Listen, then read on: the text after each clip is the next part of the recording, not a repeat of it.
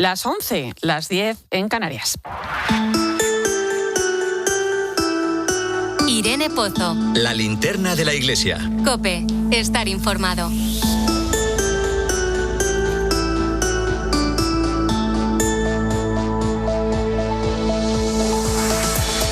A esta hora, como cada viernes, ponemos rumbo al Vaticano. Allí está nuestra compañera, corresponsal Eva Fernández. Muy buenas noches. Muy buenas noches, Irene. Eva, este sábado el Papa visitará Lampedusa, una isla italiana, símbolo del drama migratorio del Mediterráneo. Bueno, es un viaje que justo va a hacer 13 años que realizó el Papa Francisco, que fue el primer viaje que hizo en su pontificado. ¿Qué va a hacer el Papa León en Lampedusa? Bueno, pues en cierta forma, Irene, tal como hizo su paso por Gran Canaria y Tenerife, el Papa va a volver a recordarnos que por mucho que ya no sea noticia, el Mediterráneo no ha dejado de ser un cementerio, y seguro que resonará esa palabra vergüenza, ¿no? Y aquella idea sobre la globalización de la indiferencia que dio la vuelta al mundo y escuchamos por primera vez allí en Lampedusa. El Papa va a conocer de primera mano cuál es el último rincón del territorio italiano antes de la costa africana. Es una frontera entre dos mundos que habitualmente la realidad es que termina convirtiéndose en lo más parecido a una prisión a cielo abierto, porque los centros de acogida están siempre saturados. La visita va a comenzar mañana muy temprano. El Papa va a madrugar porque lo primero que hará es trasladarse hasta Lampedusa en helicóptero. Allí lo primero que va a hacer es pararse, detenerse en el cementerio, porque allí hay una gran zona dedicada a todos los migrantes que han fallecido cruzando el Mediterráneo. Lamentablemente muchas de estas tumbas carecen de nombre, pero son cuidadas por voluntarios con muchísimo respeto. Están siempre limpias, hay flores. Allí en concreto se va a detener ante la tumba de un bebé de 6 meses que se llamaba Yusuf, y fue un símbolo de todo el drama migratorio, porque la verdad es que el vídeo de su mamá, una mujer de Guinea Ecuatorial muy joven, 17 años, cuando fue rescatada, no hacía más que gritar desesperada: he perdido a mi bebé, porque estaba en el agua. Entonces al bebé consiguieron recogerlo del agua, pero lamentablemente la ayuda vino demasiado tarde y el bebé falleció mientras se acercaban a la costa en brazos de su mamá. Yusuf va a recibir el homenaje mañana del Papa León, y luego pues el resto de la mañana también va a detenerse en un muelle, el muelle de Favaloro, que se ha convertido en un depósito que acumula decenas de embarcaciones precarias, y va a pasar a llamarse Papa Francisco. Y terminará con un encuentro con los migrantes, va a presidir una misa, recibirá un grupo de enfermos, o sea que va a ser una mañana, Irene, muy intensa, muy simbólica, y que en cierta forma estoy segura de que el Papa León rendirá también su personal homenaje al Papa Francisco. Podremos seguir todo, aquí en COPE y en COPE.es. Por cierto, Eva, vaya semanita, los defebrianos culminan el cisma ordenando a 4 obispos sin autorización del Papa, que les pedía esta misma semana en una carta dirigida al superior general de esta fraternidad, pues que rectificaran, ¿no? Evitando así romper con la Iglesia Católica, pero finalmente pues se ha llevado a cabo esta ceremonia, han formalizado de esta manera esa ruptura que desde Doctrina de la Fe pues ya lo definían, ¿no? Como un acto de naturaleza cismática. Sí, desde luego han sido unos días muy dolorosos para la Iglesia, para todos los que hemos estado siguiendo todos esos acontecimientos, y efectivamente esta semana la Santa Sede ha confirmado oficialmente el cisma, en el que se reconoce jurídicamente esa excomunión tanto de los 4 nuevos obispos como de quienes han realizado la ordenación episcopal, y además advierte al resto de fieles de este grupo que de sumarse al cisma de forma voluntaria van a recibir la misma sanción, ¿no? En la excomunión, recordamos que supone esa prohibición de administrar y de recibir sacramentos, ¿no? Y al tratarse de un cisma, en este caso, además, se separan de la Iglesia Católica, incluso se le retira la dispensa que el Papa Francisco concedió en 2017, en cierta forma, para tender puentes, para que los sacerdotes pudieran confesar y digamos, presidir los matrimonios, de forma que tanto el sacramento de la penitencia como el del matrimonio son inválidos ya dentro de la fraternidad. El texto del documento recuerda, Irene, los múltiples intentos de los pontífices por conducir a los seguidores de Marcel Lefebvre a la plena comunión con la Iglesia católica, y lamentablemente reconoce que han sido infructuosos por más que se ha intentado. Pero también es muy bonito, es muy interesante cómo deja esa puerta abierta para atender espiritualmente dentro de la Iglesia a los sacerdotes, religiosos y laicos que, aún simpatizando con las ideas de este grupo, no comulgan con el cisma, no quieren el cisma y desean seguir unidos al Papa. Ayer mismo contábamos, Irene, cómo el Vaticano envió por la tarde a obispos de todo el mundo esa praxis que regula la readmisión en la comunión católica de todos aquellos lefebrianos, ¿no?, que decidan abandonar este grupo tras el acto cismático que ha derivado en las excomuniones. Podremos profundizar ahora durante nuestra tertulia un poquito más sobre este tema. Eva, desde esta semana no tenemos audiencia general de los miércoles. El mes de julio el Papa ha decidido descansar, o al menos bajar un poco el ritmo, porque sí tenemos Ángelus, ¿no? Pero ¿cómo va a pasar el Papa el verano? Bueno, pues a ver, el Vaticano está siendo reservado, porque no ha dicho ni pío. En esta hora de la noche del viernes no ha dicho ni pío. Pero la prefectura de la Casa Pontificia, que es quien publica el calendario de los actos papales previstos para el mes de julio, es quien nos ha dado indicaciones, y sabemos que desde este próximo domingo y el siguiente, los 2 próximos domingos de julio, el Ángelus lo va a rezar desde Castel Gandolfo. O sea, que es más que probable que mañana por la tarde, cuando regrese de Lampedusa, se traslade esa misma tarde a Castel Gandolfo, y nos parece fantástico porque así puede descansar, tomar un poquito más de fresco, no mucho, pero unos grados más que en Roma, hacer deporte. Y sabemos que va a regresar al Vaticano el domingo 19 de julio, porque allí, aquí va a ser en Roma, en el Vaticano, el rezo del Ángelus en la plaza de San Pedro. Curiosamente no sabemos dónde lo va a rezar el último domingo de julio, porque no dice nada el calendario de la Prefectura Apostólica. Coincide con el Día Mundial de los Abuelos y las Personas Mayores. Ahí lo dejó caer. No sabemos si es que a lo mejor alguna sorpresa. Vamos atando cabos, ¿eh? Menos mal que Castel Gandolfo está cerquita, ¿no? Unos 25 o 30 kilómetros, ¿no? Exacto. O sea que nada, estaremos pendientes, Irene, porque tampoco sabemos exactamente si el Papa va a seguir en Villa Barberini, que es hasta donde ha estado hasta ahora, o se va a trasladar al Palacio Apostólico del centro de Castel Gandolfo, en el que han estado realizándose reformas. Pero de esto no vamos a adelantar nada porque no tenemos nada confirmado. Lo importante es saber que el Papa estará en Castel Gandolfo. Bueno, a ver si a nosotras también ya nos va quedando menos, para bajar un poquito el ritmo. Sí. Te mando un fuerte abrazo, Eva, compañera. Lo mismo digo, un abrazo para todos.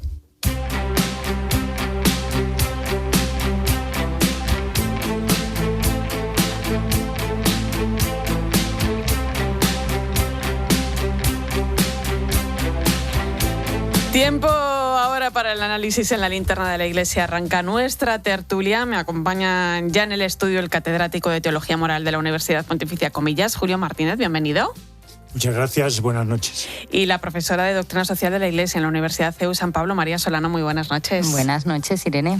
Pues comenzamos hablando, ya lo adelantaba Eva, de ese cisma provocado por la Fraternidad Sacerdotal San Pío X, más conocidos como los lefebrianos, que esta semana han consumado, pues una nueva ruptura con Roma al ordenar 4 obispos sin autorización del Papa, desoyendo ese llamamiento personal de León XIV, que les había pedido por carta que desistieran para evitar un nuevo cisma. Un hecho, que el Vaticano ha declarado formalmente excomulgando no solo a los obispos de esta fraternidad, sino también a todo aquel que se adhiera a ellos. No se trata de un conflicto repentino, sino del último capítulo de una historia que comenzó tras el Concilio Vaticano II, que tuvo un primer punto de ruptura en el año 1988 con Juan Pablo II, aunque posteriormente Benedicto XVI levantó esa excomunión, y desde entonces, nos lo contaba nuestra compañera Eva, han sido muchos los intentos de los distintos pontífices por distintos caminos, ¿no?, para favorecer la reconciliación. Y claro, después de este resumen, uno se pregunta qué ha fallado después de casi 40 años de diálogo y de gestos de acercamiento por parte de 4 pontífices. Pues muy probablemente una voluntad por parte de los cismáticos en este momento de estar dentro de la comunión de la Iglesia y una, por así decirlo, una visión de la Iglesia que cree que la nostalgia del pasado y el quedarse fijados en un determinado tiempo histórico, fijémonos que Lefebvre elige el nombre de San Pío X, que es el Papa que rige los destinos de la Iglesia entre el año 1903 y 1914, después de León XIII, ¿no? Y ese Papa pues habla del modernismo como la síntesis de todas las herejías. Pero claro, el tema es que un Papa que diga una cosa en el siglo XX al principio, ellos es como si quedaran anclados ahí. Entonces aquí hay todo un sentido totalmente tergiversado, iba a decir desquiciado, pero bueno, quizás esa palabra me la ahorro, tergiversado de lo que es la tradición en la Iglesia. La tradición no es la nostalgia del pasado, no es fijarse y quedarse anclado en lo de atrás, es la memoria viva del Espíritu que va ayudando a la Iglesia a seguir los caminos de la verdad de Cristo.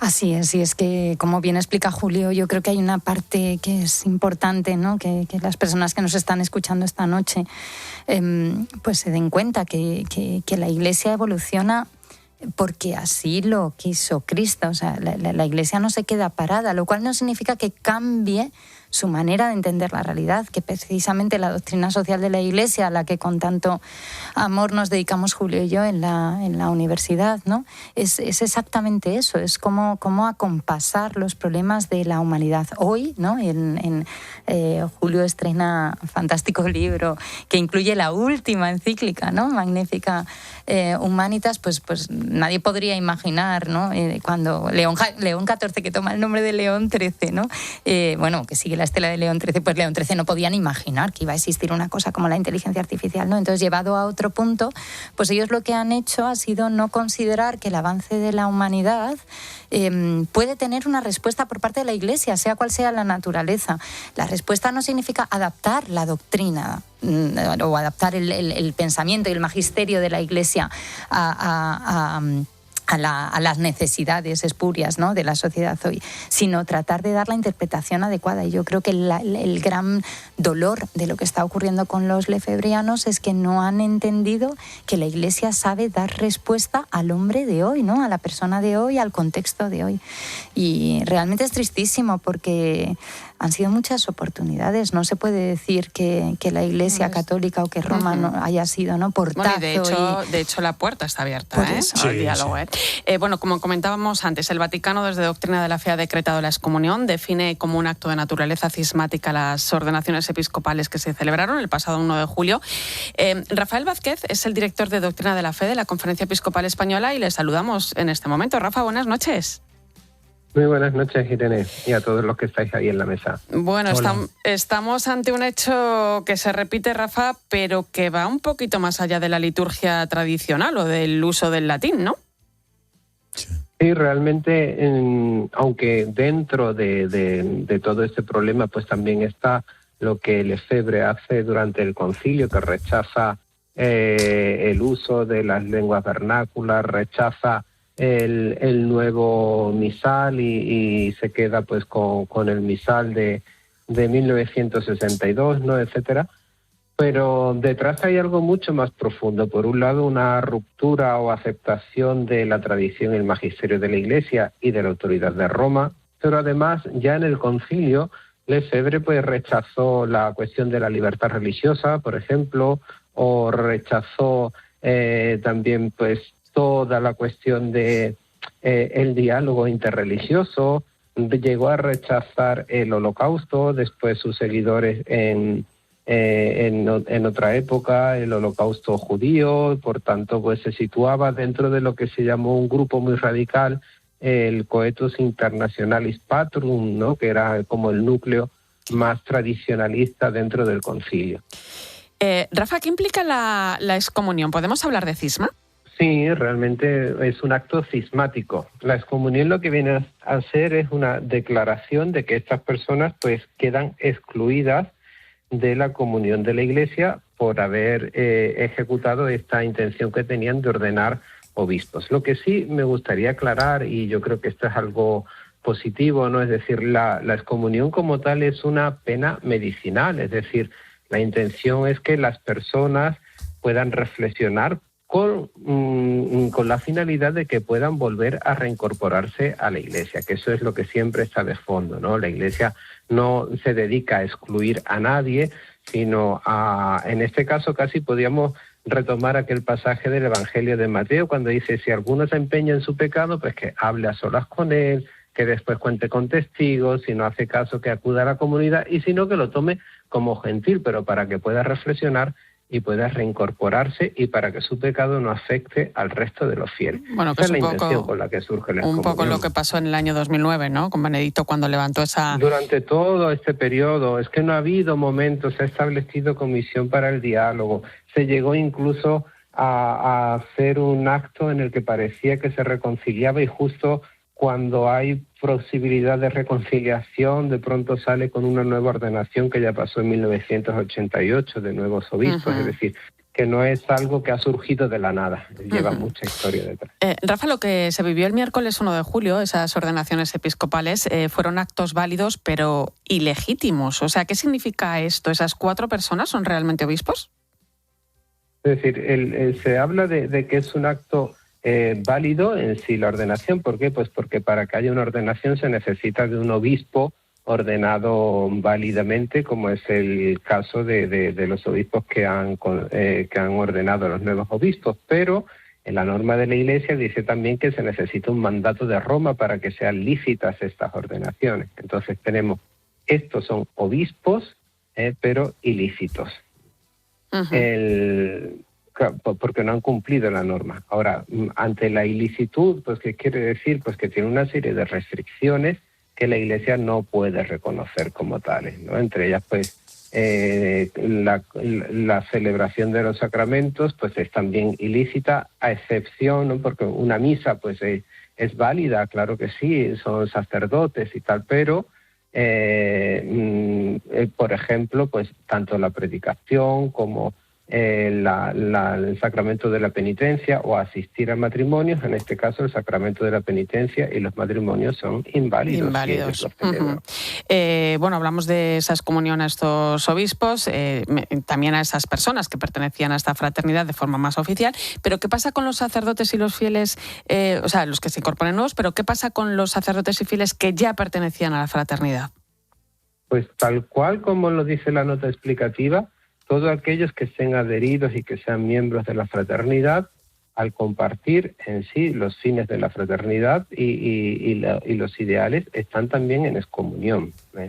Distinto es siempre que haya un acto formal, ¿no? En este caso, ya pertenecer a la fraternidad se puede considerar un acto formal de pertenencia a la misma.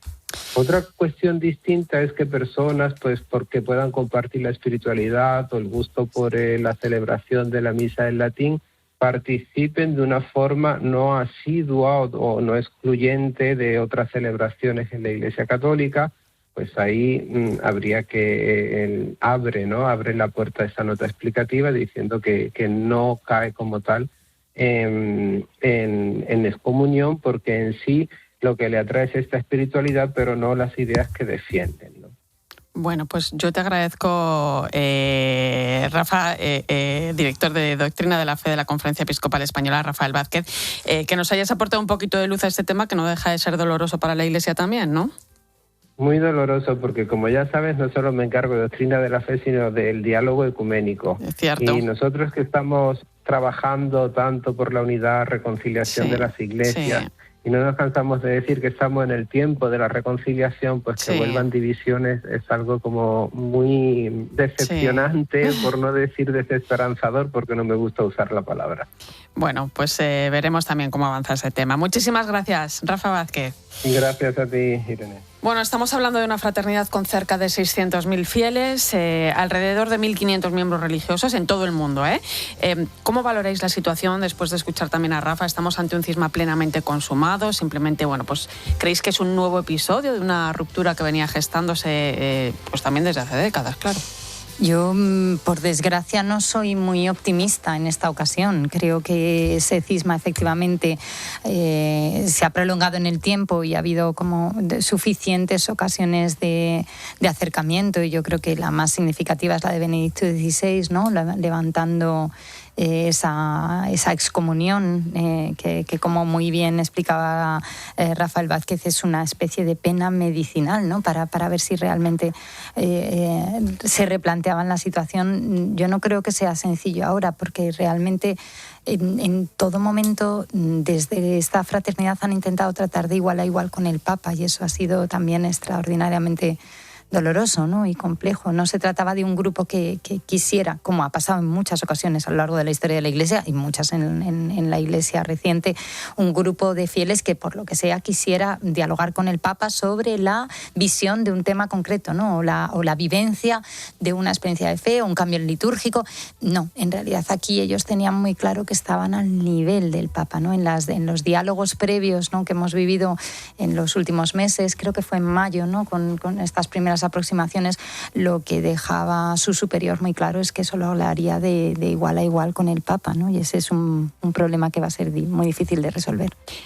Daba Rafa también una clave, ¿no? En torno a la unidad en la Iglesia, ¿no? O sea, ¿qué imagen proyecta este conflicto hacia el exterior en un momento pues en el que la Iglesia insiste especialmente en la unidad y la comunión? Sí, es verdad que es de todo punto muy descorazonador, desagradable e incluso para gente puede ser desanimante, ¿no? Pero también es cierto que esto no es nuevo, ¿no? Que ahora ha habido un episodio, es la segunda vez que hay la ordenación de 4 obispos. La primera provocó también la declaración de cisma, eso era Juan Pablo II, Papa, ¿no? Uh-huh. Es lo del año 88. Año 88. Y ahora viene una segunda, ¿no? Es curioso que había gente que decía, ¿no? Es que el Papa Francisco y tal, bueno, pero ha venido el Papa León, un agustino, ¿no? Que ha marcado desde el minuto 1 pues la unidad y la comunión en la Iglesia. Uh-huh. y siguen diciendo que el Papa pues hace cosas que son humillantes para el sucesor de Pedro y que el Papa... Sí, continúa también esa desobediencia, claro, hacia el Papa. Y aquí hay una cuestión, ¿no? Que desde el punto de vista del derecho canónico está bien claro que el único que tiene la potestad para aceptar obispos es el Papa. Uh-huh. Y entonces el Papa le escribe el día 29 una carta, ¿no? En la que le dice, bueno, pues vean ustedes lo que hacen. A mí una de las cosas que me da más pena es que los fieles, ¿no? Y sobre todo la gente de buena voluntad, porque seguro que en este 500.000 o 600.000 número de gente, hay mucha gente de buena voluntad, ¿no? Que está ahí creyendo que efectivamente pues lo que dicen es guardar las esencias de la Iglesia y tal, ¿no? Pues que arrastren, ¿no? A gente de buena voluntad, otros que en realidad es un mal uso del poder dentro de la Iglesia también. Y probablemente no quieren perder su capacidad de mandar sobre una pequeña porción, eso de cabeza de ratón o cola de león, y al final han desobedecido al sucesor de Pedro. Entonces es cierto que plenamente consumado no se puede decir, porque evidentemente creemos que puede haber un cambio en algún momento, uh-huh. Pero que esto es un episodio más de algo que viene desde hace casi 40 años. Bueno, y sin casi, ¿no? Porque ya en el concilio Lefebvre se posicionó, por ejemplo, contra la libertad religiosa. Esto es una cosa que nace del concilio Vaticano II. O sea, pero son 38 años los que han pasado, o sea, casi 4 décadas, efectivamente. Entonces, claro, uno dice, ¿pero de verdad que aún queda margen para el diálogo? Pero fíjate, lo estamos pintando. Evidentemente esto es tristísimo. Yo creo que esta semana todos los que formamos parte de la Iglesia, y estoy convencida de que también los que forman parte de esta fraternidad, ¿no?, lo están viviendo con una enorme tristeza, porque no puede ser de otra manera, ¿no? Ese romper esa túnica de Cristo, ¿no?, de la que hablaba el Papa, pero por darle ver un aspecto interesante, positivo en todo esto, ¿no? De alguna manera también lo que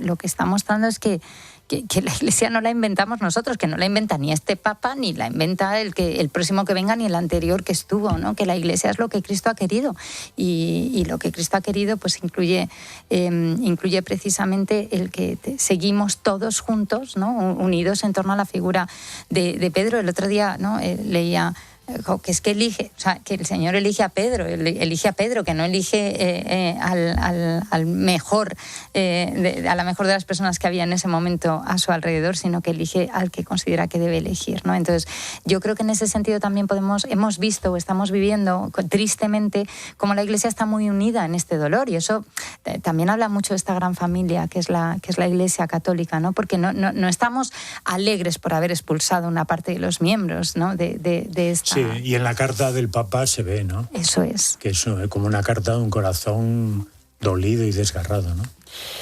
Pues bueno, veremos a ver también cómo va evolucionando todo. Queda también esa puerta abierta, como venimos comentando. Yo os doy las gracias por acompañarme esta noche. Gracias, Julio. Muchas gracias. Gracias, María. Ha sido un placer. Muchas gracias, Hasta Irene. pronto, chicos.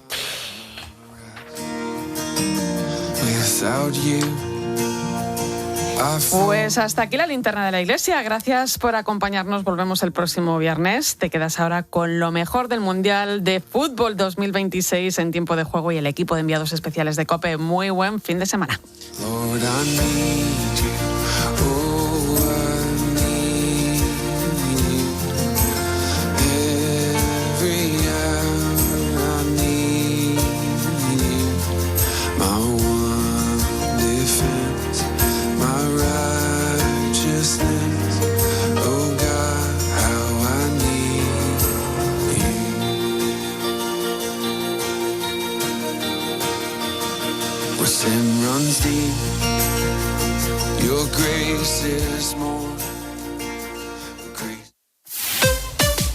Escuchas COPE. Y recuerda, la mejor experiencia y el mejor sonido solo los encuentras en cope.es y en la aplicación móvil. Descárgatela. Necesito saber cuál es el valor de mi casa y el valor de mi empresa. Llama a Grupo AT Valor. Realizan tasaciones hipotecarias, valoraciones de empresas, obras de arte, consultoría, herencias. Son muy profesionales, rápidos y económicos. ¿AT Valor? Sí, llama al 986 95 95 o entra en atvalor.com. Grupo AT Valor. Porque te valoramos. Diferencias entre hacer un arroz o un sabroz. Versión información del tráfico. Un arroz. Muchas dificultades a estas horas. Un sabroz. Sin complicaciones. Fluidez absoluta. Si vas a hacer un arroz, elige Brillante Sabroz, porque absorbe los sabores como el arroz bomba, pero a un precio más asequible. ¿Vas a hacer un arroz o vas a hacer un sabroz? Llevas 20 minutos mirando destinos y 0 minutos trabajando. Recorrer Italia, Francia, descubrir la Selva Negra o un crucero fluvial por Europa. En Atrápalo tienes viajes por Europa con hasta un 35% de descuento. El verano empieza cuando lo reservas. Atrápalo. Con Línea Directa el éxito está asegurado y suena tal que así. ¡Valorado! Claro, porque nuestro seguro de coche es uno de los mejor valorados en España. 100% asegurado. Cámbiate y te mejoramos el precio de tu seguro directamente. Llama al 917-700-700 o entra en lineadirecta.com. ¿Has probado nuestras aceitunas rellenas de Gilda? ¿De jalapeño? ¿De boquerón? ¿Y nuestras aceitunas de sabores de la Alhambra? Claro, si son la española, son nuestras aceitunas. Eso. Es la española, una aceitunas La Española. 100% nuestras, 100% como ninguna. Si tienes un problema de corazón, vas al cardiólogo. Y si tienes deudas, llamas a Deudafix, tus asesores financieros amigos, para recuperar tu libertad. Vuelve a dormir tranquilo. Hay una solución legal para tus deudas. Llama ya al 91 99 80 000. 91 99 80 000.